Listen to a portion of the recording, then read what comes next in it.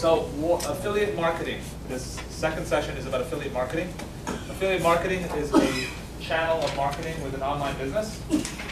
I'll explain to you the differences or where it fits in an overall marketing, the holistic marketing picture of an online business. But so let's get started. So, okay. So what is affiliate marketing? I'm going to read it very quickly. I just did this. Affiliate marketing is a marketing practice in which a business rewards one or more affiliates, or what we call publishers, for each visitor they brought. And the beauty about affiliate marketing is it's entirely performance-based. So, as a retailer, you would only pay for sales that you make. For someone who gets leads to call people, you would only pay for a lead. But essentially, you're only paying when your goal is met, right? And it's important to know all the little pieces of the puzzle, because there are different pieces of the puzzle to make this work. So what we call it, there are 4 pieces of the puzzle in order to make a good program work. The first is the advertiser, right? So that would be you or someone else. The second will be the network, and I'll get into what the networks do. But the network essentially is a hub. It puts together a bunch of advertisers and a bunch of publishers, and it handles all the technical mumbo-jumbo between the two. So you don't have to do it. You don't have to do it.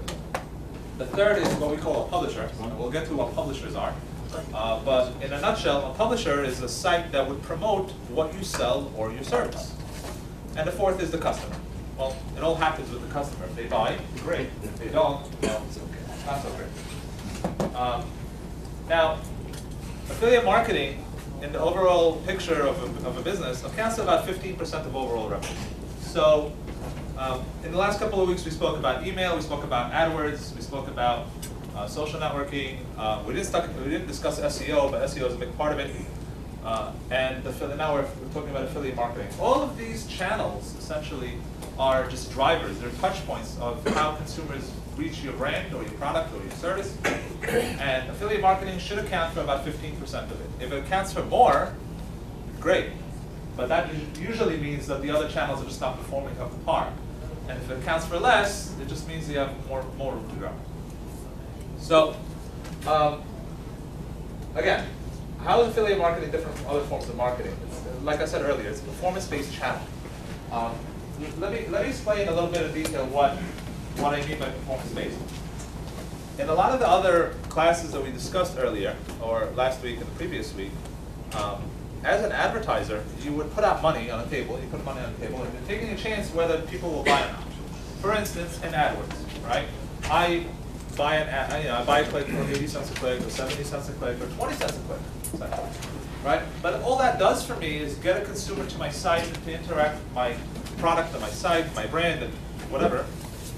But there's no guarantee of any sale, really. So I could be putting, a budget of $50 a day or $50,000 a day. I mean, my business, we handle an average of $200,000 a day in ad spend. So there's a lot of money on the line. There's no guarantee of a sale, ever, right? If nobody buys, well, I'm out the money. And if somebody buys, great. I put it toward my metrics and see if it works. But affiliate marketing entirely is performance-based. So I don't make a sale, I don't have to pay for it, right? So as an advertiser, that's great. I love it, all right? No risk. And if I have to have a big bill, it's usually because I made a lot of money. So what's the downside?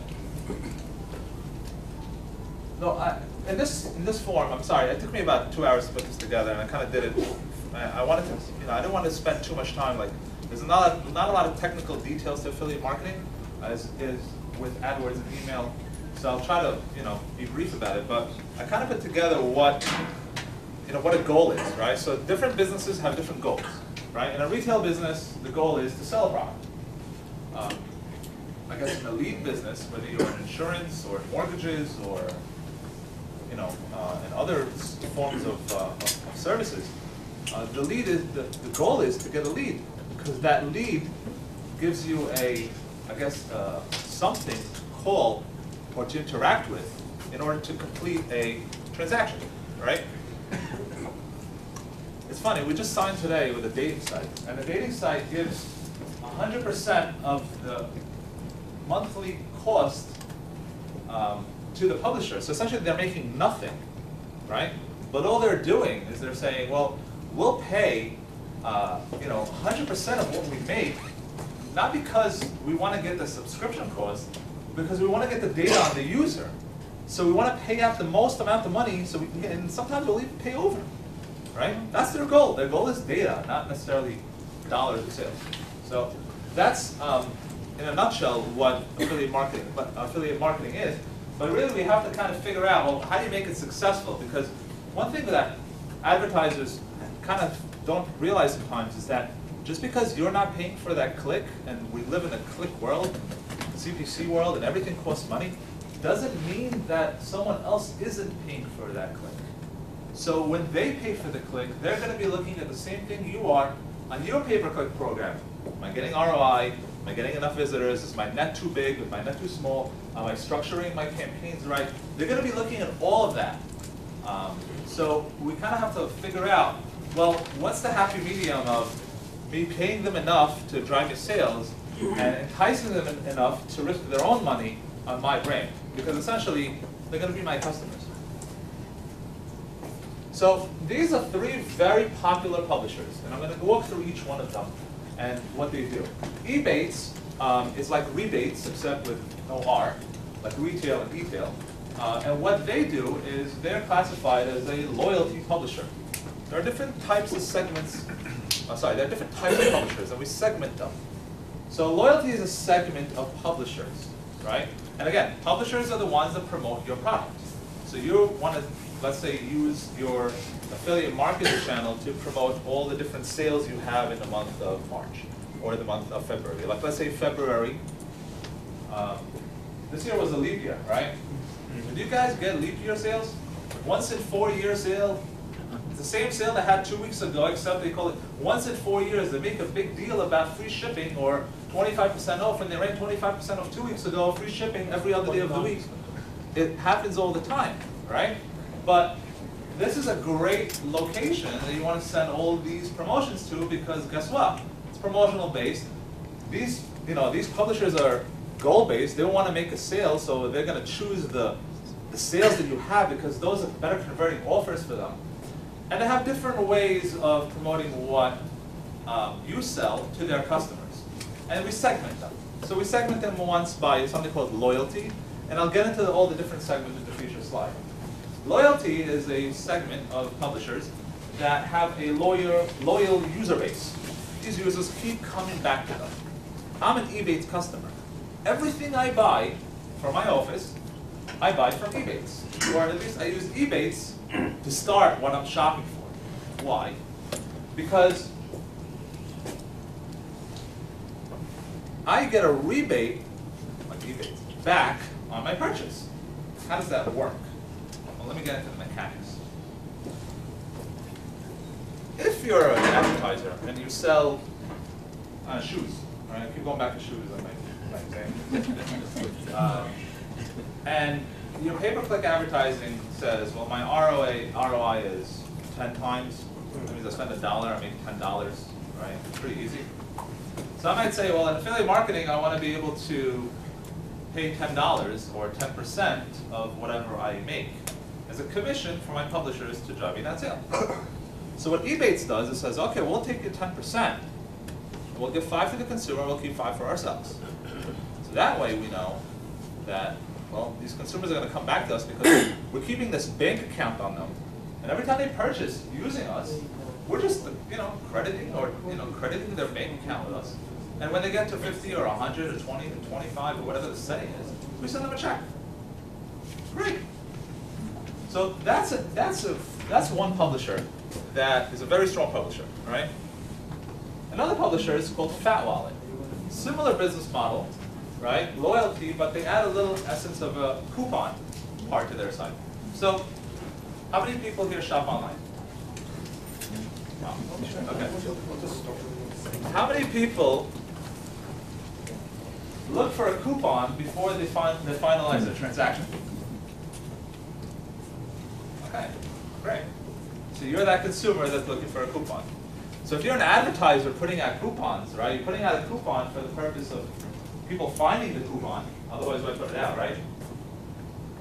So Fat Wallet would be a destination where consumers would find it. And they would do it in many different ways.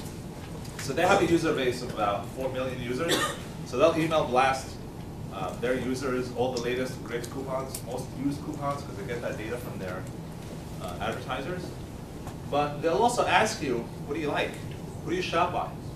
Right? And if you tell them, they'll send you targeted coupons and codes and a whole bunch of other sales from those advertisers, because you tell them what you want, and they're sending you what you want. And if you're going to purchase from, the Gap or Banana Republic or Children's Place or Heartstrings or whatever brand for you, for yourself, your children, you might want to buy it now because you have a coupon today that's giving you 25 off, and it's going to expire in a week, right? So that's what they do. And they also do the same thing. They also take the commission, they split it in half or 60-40, whatever the split is, and they give it to you.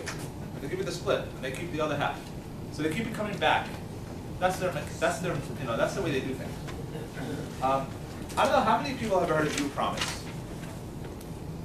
Okay, so uPromise does exactly the same thing, except they don't give you the money. They tell you, we're going to put it in a bank account for you, so you can save it for your children's tuition in college. Right? So one thing that I kind of repeated a few times is affiliate marketing is a discount-driven channel. And what I mean by discount, it's a sales and promotion and discount-driven channel. Why is it a driven channel? Back to the same thing. If something's available at regular price, I could buy it at any time. But once I have a promotion and a sale, and a reason to buy today, and have that time of the essence factor in there, or time's running out, then I might pull the trigger early. And the best way to do this is through the affiliate channel, because it gets a lot of eyeballs. So you've probably seen the slide in last week's email presentation. This is a 2012 promotional calendar, right? This will tell you all of the dates, and every month, like the month of March, we have spring cleanup, we have St. Patrick's Day, we have daylight savings time, Women's Day is on the 8th, right? Advertisers will use these as buckets. We call them buckets. And they'll plug in a 25 off, 10 off, 20 off, $5 off a $100 purchase, free shipping, free gift with purchase, buy 25, buy 50, get 25 off, or buy something, get the second one 25 off. They'll just use that as the combination of different promotions that they have. And they'll test those promotions out throughout the year to see which ones really make people pull the trigger and which ones do not. And they'll just plug them in. And once they have like their 6 grand, grand ones that really do well, they'll just plug it in, 2 a month across the whole channel. And they'll use the affiliate channel to blast all those offers out, right? Those offers will be in front of thousands or sometimes millions of people. And just do the math. Your ad in front of millions of people, which could cost a lot of money if you wanted to pay it out. Times the amount of people that clicked on you, times the conversion rate, times the average order value, you can figure out kind of what you want to make here, right? So in this channel, it's not necessarily any different than any other channel, except for one thing. With search, with email, with a lot of other forms of marketing, you're essentially, well, let's leave search out of it. Let's look at email and social. So social, you're kind of presenting to people who want to receive what you have to say or what you have to offer. The same thing with search, right? Search is receptive, which means that someone is searching for something, right? And you're there to fill that need for them to find it. So if they're not searching for you, there's no way for you to be in front of them for that specific sale, right? So this is a great channel if nobody knows about you. Because if nobody knows about you, no one's going to search for you except for what you sell. So if someone's, so if you really wanted people to kind of know you, this would be a great avenue to do that. Because essentially people are not shopping for you all the time. They're shopping. And they're looking to see what's a good sale today. You'll be surprised how many people go and, I need to buy I need to buy, clothes for my kids from school, back to school. So they'll go on a related back to school site, and they'll see tons of ads of different things of companies they've never heard of before, and they'll kind of convert well because they feel like they're getting a value for their dollars when it's 25 and 50 off or whatever it is. Now you got to make the numbers work to make it profitable, obviously, but you get the point. So here is the network. Now we didn't speak about the consumer, but you kind of get what the consumer needs to do. We spoke about the publishers. What the publishers will use as their arsenal for driving targeted traffic to your site to help make it convert. Where does the network come in? Because that's the the third part of this four-piece process. Where do they come in for in this whole process? Well, I'm sorry. Last week I went about 20 minutes over. I don't want to do that this week. So there are about 5 networks that are really well known. There are about 3 networks which are the 3 largest networks in the world, and they kind of control about 90% of the affiliate space, right? So the top 3 are Commission Junction, that's the largest one. Linkshare, which is the second largest, and Google Affiliate Network is the third. And the fourth place is kind of Pepperjam. And ShareSale has been there. I'll explain to you about what the network does, and I'll kind of tell you what's the difference between all of them. So, as you can imagine, right, you might have an affiliate program close to 7,000, 10,000, 15,000 publishers on your program accepting your offers. Now, essentially, not all of them will take your offers and promote it like crazy. Many of them will probably not do much with them. But you'll have a pretty robust program if you have 300 separate publishers or affiliates or whatever you want to call them, or websites promoting what you sell, right? But there's a lot of mechanics that's involved here. First of all, they need to know that, well, that someone's watching their back, that you're not going to steal from them. And they leave that up to the network. They want to make sure that, well, they're going to get paid on time. That's the network, right?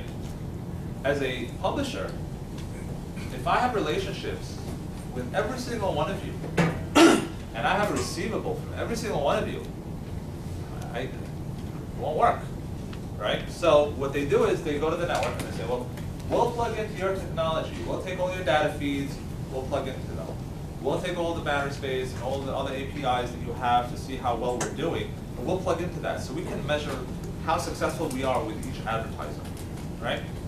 And when we make a sale, we want to make sure that you're going to protect us from this merchant who says, well, you know what, I don't want to pay you, right? I don't have the legal abilities to go back and fight every single one in court. It's too costly. So I'd just rather have the network do it. And what the network does to make money is they take a cut above and beyond what the publisher makes. That's kind of how they work. So the network is there for technology, for the publishers, and for security. So that's good for the publishers. Now, what about the advertiser? What happens if the advertiser wants to put a private affiliate program on their own and then go and recruit all these publishers? They could do that, right? But essentially, just like publishers want protection, advertisers want protection also, right? They want to make sure that a publisher can't go and tarnish their brand. A publisher can't break the rules because there are rules in an affiliate program. And a publisher can't do something like cookie stuffing, which is a whole bunch of fraudulent activity that they can make believe they drove you all these sales, but they really didn't. So you leave that up to the network, and you protect yourself from that, from publishers doing that by getting onto the network. That's just the protection side. What about access to hundreds of thousands of publishers? Well, if you have your own program, you don't know who they are. But if you don't have your own program, well, if you go onto the network, you have access to see who they are. So then you can go and recruit them. Is this essentially a clearinghouse? Is that what it is? Something like that. The networks they're good, right? What makes one better than the other? It's usually the technology and the publishers that are joined to the network. For instance, Commission Junction is the largest network in the world, right? They have offices, they have presence in the United States, different countries in Europe, in Australia. They have presence all over the place, right? They have a network of about 300,000 publishers on their network itself. So you as an advertiser can go onto the network and say, well, I want to connect with 40,000 publishers by the end of this year, and they give you the ability and the tools to do that. Link share is very large. They want to give you the names of those publishers. So they will be able to give you the names if you have the right relationships within the company to do that, right? Link share is a pretty large publisher, a pretty large network also. Not as big as Link, it's Commission Junction, but again, the same kind of, they're based in the United States and Japan, and that's kind of where they're from. So they're just smaller by the number of advertisers and more publishers. Google Affiliate Network is actually not a, hasn't started, wasn't started by Google. It used to be a double-click company. Google bought them, and they're still seriously trying to figure out what to do with this company for the last 2 years. So just kind of how to rank each network out. Yes? So the consumer can go to one of these publishers and get a rebate or a coupon or whatever, and then they buy the product through that site, or then they take that and go to the company and buy it? So how does it connect? So I'm going to rephrase what you said, I think. The consumer goes to the site and gets this a coupon code or a coupon. Okay. They go to the advertiser, which is you, right? And they buy it on your site. You own that customer. The transaction happens on your site. All the credit card information, security, all of that information is on your end. Not on the publisher's end. All the publisher gets is a record that this item was bought from this advertiser, accredited to their account. How do they know? Through the technology of the network. But by the coupon code itself? Like They- it's specific to that? Yeah. Some networks do give the coupon code. It depends if the advertiser puts it in. But they don't need to. What really happens is that when you're on a publisher site and you click on an item, you're actually routed through the network and into the advertiser's site. Right? It's invisible to the user. The user doesn't see the redirect, right? It goes to the network and goes back to the advertiser. When it's at the network level, it gets tagged. So that user gets tagged with a cookie on their site. And if they purchase something, that cookie is read on the confirmation page. So all of this is transparent to the user. The user doesn't see it, doesn't feel it, but it's all done through technology. I have like a lot of friends like out in California who are into affiliate marketing, and I wanted to start getting into it, so I started talking to them about it. And one of the things is that they were pushing me in the direction of not like CJ and all of these sites, but more these. I don't remember like private ones that like I had to go through a whole application process, and I had to already have like the users and everything like that. So what's like the benefit to that? I mean, do they have more exclusive rights to the advertisers, or maybe like a better promotion? Because on CJ, I know you don't have that much access to all the advertisers. You always have to go through application process. If you're not already, you know, and then they sometimes do manual application. Let's talk about it offline, because there are different types of networks. There are retail networks and there are incentive networks, Right. and you're kind of mixing the two up. So let's Okay. let's just this entire class is about retail networks, not about incentives. Yes. Does it pay to be in more than one network? So does it pay to be in more than not one network? Okay, that's a great question. It's a question I get asked pretty much every day. Here's our philosophy on it, and everybody has their own philosophy, right? If you are on one of the top 3 networks, you have access to 90% of the publisher base out there. So going from one network to another, unless you don't like the network, or let's say publishers are complaining about the network, really doesn't give you much benefit to go into another network. The only thing it would give you benefit to is to get publishers on one network that are not in the other. The drawback is you got 2 points of management. You really, as an advertiser, it's easier to manage everything from one location. When you have 2 networks, you have 2 locations. So our practice is to go into a second network for a year, get publishers on the second network that are not on the first, move them over, and then close the second network down. And then repeat that. Yes? Two questions. What do they charge?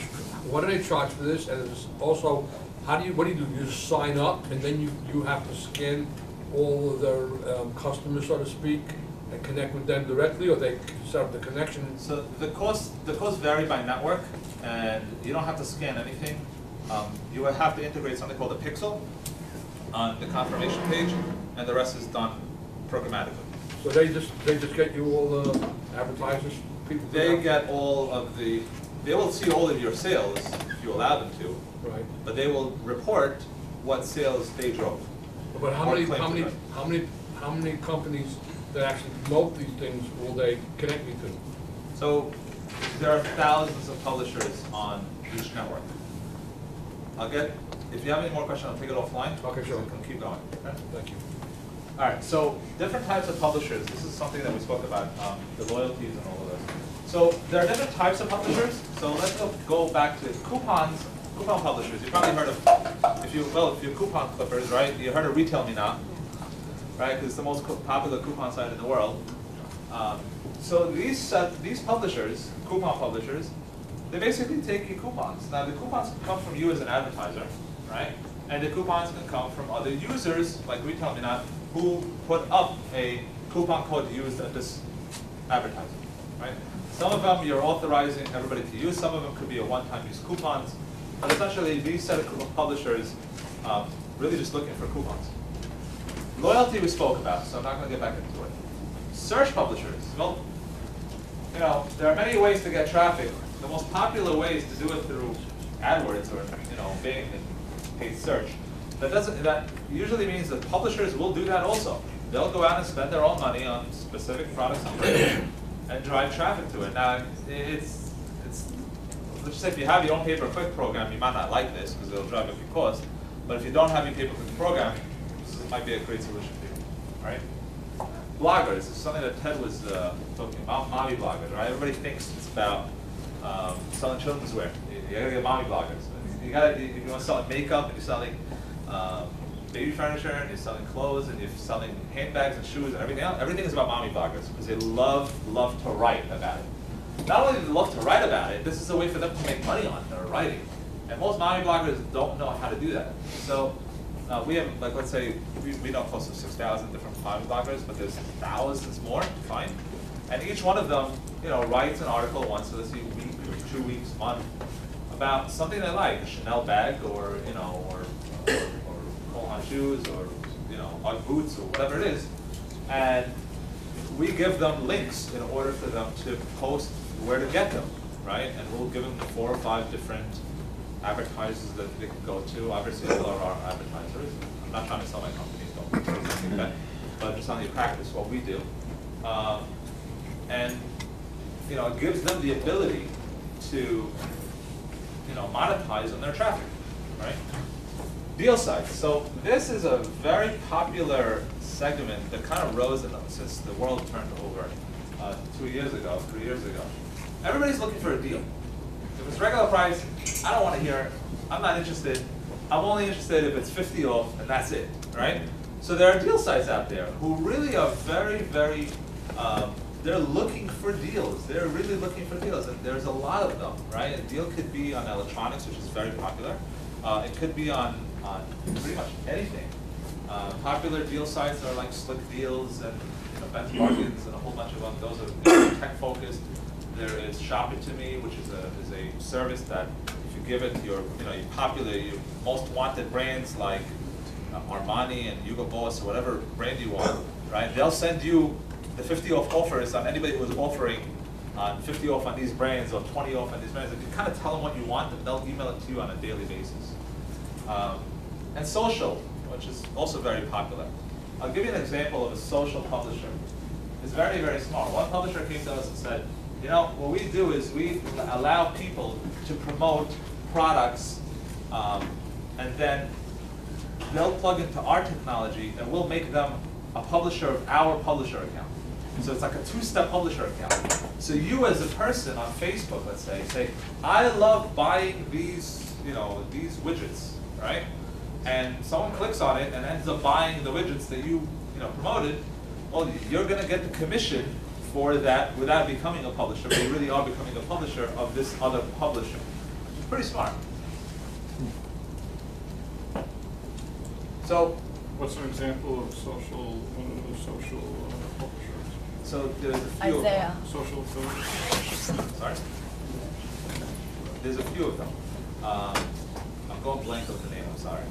But there's a few of them. I'll work with you offline. I'll probably come back. So, as an advertiser, right, you got to give a commission. So what's the right commission, right? Well, 10% of 0 is 0, right? And 2% of 100 is $2, and 5% of 1,000 is $50. So what's the right commission? You got to look at the entire picture to figure this out. So publishers don't look at commission by itself. Obviously, day one they will, because they expect you'll be comparable to your competitors in average order value and conversion rate and all of those. But essentially, what they're looking at is the whiffing factor. What's in it for me? How much am I making on it? Right? So that's called an EPC. EPC is a measurement. You'll get it's an acronym, all right? That stands for effective payout. Paid per 100 conversions. The 100 is not there. They're going to look at how much money are they going to make promoting what you sell, right? And that's a factor of your commission rate, your average order value, your conversion rate. So let's walk through an exercise, right? If I am a publisher and I send, if I'm an advertiser and publisher and I send 100 clicks to a brand, and their conversion rate is 10%, I made 10 sales on that 100 clicks, right? Simple. If every order is $100, that's $1,000 in revenue the advertiser made. Guys following? Yes. Okay, good. I'm sorry. Let me start again. I apologize. If I'm a publisher and I send 100 clicks and the conversion rate is not 10, 3%, I made 3 sales. If the average order value is $100, the revenue is $300. If the commission rate is 10%, I as a publisher for 100 clicks made 30 bucks. Pretty good. 30 cents a click, right? So the EPC is 30. Examples at the bottom. What do publishers do with this number? They compare it. Compare it to Amazon. Step one, Amazon beats everybody's EPC all the time because they have no problem losing money. Number two, they'll not only compare it to Amazon, they'll compare it to competitors in your space. If you're competitive, then they'll give you a try. If you're not competitive, they're not going to give you a try. The EPC is not the only determining factor. The other determining factor is your promotional calendar. Again, it's a discount-driven channel. So if you have good promotions, they'll actually work with you more than they'll work with other advertisers because guess what? They got fresh content, and content is key, like Ted said, it is. So essentially, when you're deciding what your commission rate to pay out is, keep in mind, it's got to be competitive, and it's not about the commission. You got to look at the entire picture. This is a screenshot from Commission Junction, right? Of a bunch of, I went to the children's category, right? And I know it's a little small print, so I'm going to read it out. But you have CW Kids here, right? They have a program. They're paying on an average 3 months $115 for every 100 clicks. That's pretty good, right? The interface gives a 30-day, a 3-month EPC, a 7-day EPC, and network earnings and the commission rate that you make. So on that 5% that they're paying out, they're averagely paying $115 for every 100 clicks. That's pretty good. That means their conversion rate is huge, or their average order value is huge, or maybe both of them are high, or one is low, one is high, but something's there. The network earnings is just a measure of how they compare to others in the network. I'm going to show you. There's a lot of different. When publishers look at your program, they look at it in this picture, right? Who is going to pay me more? It's really, really easy for them to pick who they want to work with. So you got to be competitive. I'm going to go into one account. Right? There's an account called Heartstrings, which we just took on a few months ago. Right? So Heartstrings is a children's wear brand. You might have seen it. You might have heard about it. This is what your description is. Not only do they look at what your payout is, and how you rank against other sellers within the category, but they also want to see about you, right? So they want to see what your description on your site is, when you join the network, how to get in touch with them, right? What your URL is, what currency you're in, because again, you're in multiple countries. Nothing prevents you from advertising as a publisher, advertising for a company that's overseas. Nothing, right? So they want to see what currency you're paying at it. And under this, you'll see this. Here are the rules and regulations of the program, right? Number one, my referral period is 45 days. Now, if I send a click, I'm a publisher, I send a click today, Today is March 6th. I have, within now, until 45 days from now, if that consumer bought, I get a commission. It's not the last one in, doesn't work. If the, now, your question is not the last one in. His real question is, what happens if someone else clicks after I sent that original person? Well, then my counter gets reset for that second publisher. The number of occurrences within the 45-day limit is unlimited, which means that if I send a consumer today, and they purchase today, and next week, and the following week, because the promotion period, you're going to keep buying, right? We find that with makeup companies a lot. That, you know, I'll keep paying out for that same consumer, even though they didn't come back to me the second time, the third time, the fourth time around. My commission starts at 6%. Now, again, you're going to have your 80-20 rule. 80% of your publishers are going to generate 20% of your revenue, and 20% of your revenue is going to, 20% of your publishers are going to generate 80% of your revenue. So you can imagine where, you know, the top 20% are going to come to you and say, 6%, that's good for the, you know, for the other guys, but for me, I need 10. So you're able to give certain publishers larger commissions just because, but it's not seen to everybody, it's private. And what we call a locking period. Now, here's the beauty about this channel.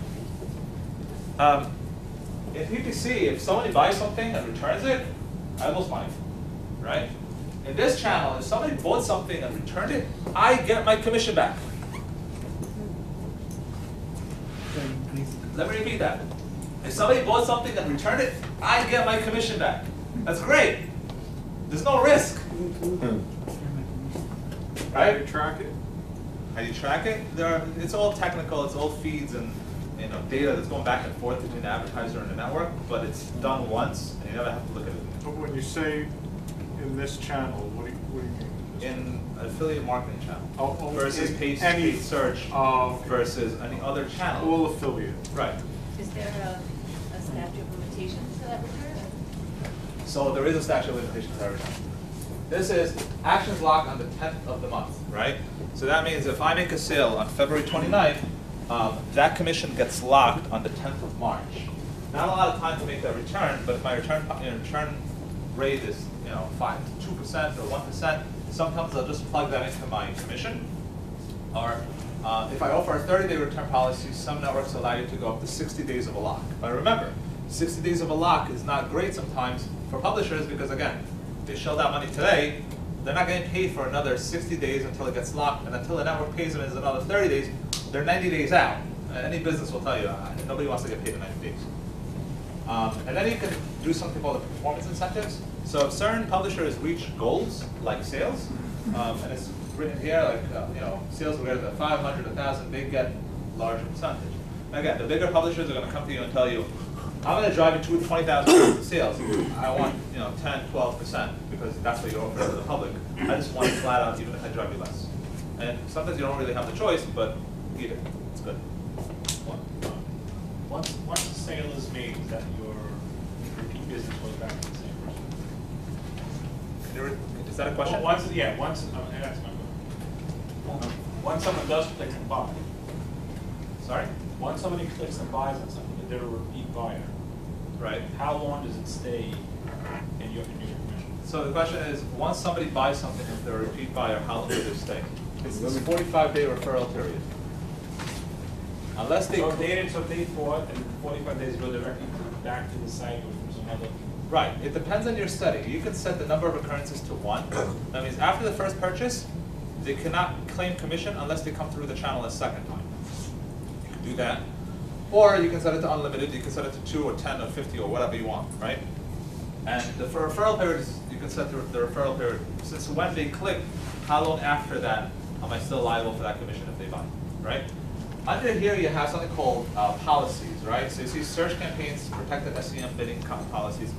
Now, these are brands, right? So if I'm a publisher and if I go and buy the term Banana Republic, guess what? I'll make a lot of money because I don't have to really risk much because if someone's searching for Banana Republic, they're obviously looking for Banana Republic, and if I drive them there, my conversion rate is going to be pretty high, right? So as an affiliate marketer, you say, well, you know what, that's easy money, that's low-hanging fruit. I'm not giving that up. What's the point? I'll be able to, you know, I'm getting those sales anyway. What do I have to tax my own business for? I don't, right? So each network allows you to set, or each program allows you to set search policies, but you have to enforce them. That's the hard part. You have to actually go and find publishers who do this, get in touch with them and tell them, I'm not paying you for these sales, but here's a screenshot of what you're doing. And because of this, I basically protected myself. I can go to the network and say, I don't want you on my program. I want to kick you off my program. And I'm reversing all your commissions until the locking period allows. Right? So you kind of have some sort of protection and some sort of recourse that you want to go to. Apologize, it's 10 o'clock. I'm almost done. Q&A. Yes? When you segment your various different publisher types, whether it be loyalty, coupon, search, among bloggers, or whatnot, does it make sense to pay a different commission rate for various different ones? Yes. Some are less worthy than others. Yes, absolutely. So as you can see, as you know, coupon publishers they don't really have a great reputation for driving new customers, right? Someone's on a shopping cart, they see enter your coupon code here, right?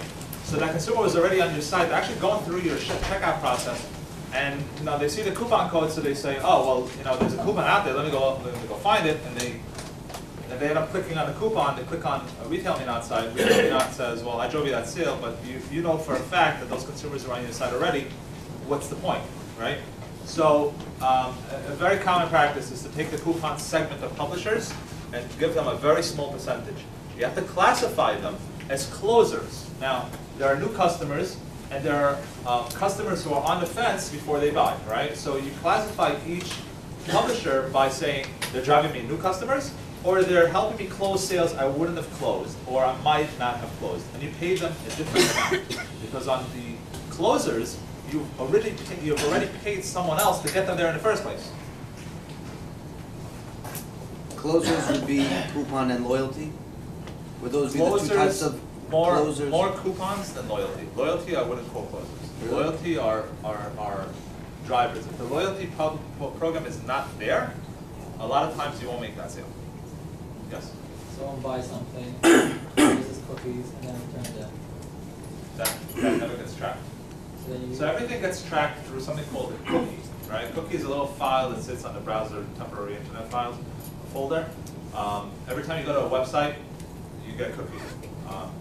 If you clear your cookies up, basically the tracking that you're tagged with is erased.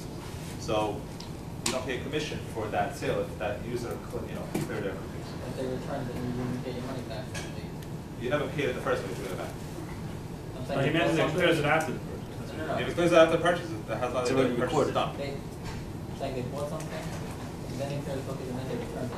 Do you want to get your money back? That has nothing to do with it. Once the purchase is made, it's done. You have a record of it, and if it's returned, you can reverse it.